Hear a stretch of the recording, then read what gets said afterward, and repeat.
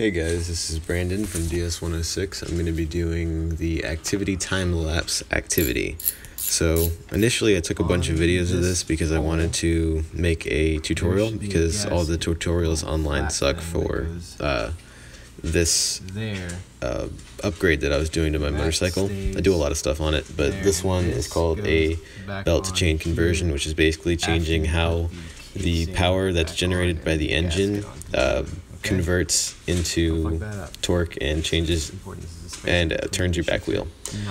So I made this tutorial and I took a bunch of other video, and it was actually kind of a super time-consuming process to set up the camera and all that, so I got bored about 2/3 of the way through and I stopped filming it. But I probably should have finished putting together that video because there still aren't that many good tutorials online. Maybe if I ever take it apart again, I'll go ahead and remake the video. But right here, what you're seeing is the converted belt, well, chain now. It used to be a belt, and those pulleys that I replaced made it possible to put a chain on the bike, whereas before it was a belt.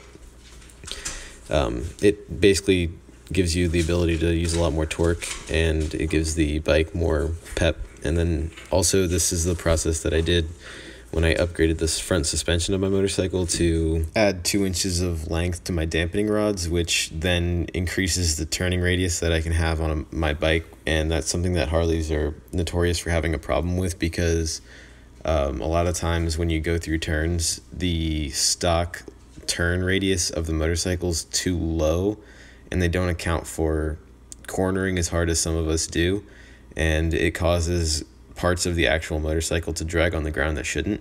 So by increasing the length of the dampening rods inside the front suspension, you can make it so that your turning radius is sharper and things won't scratch the ground as easily.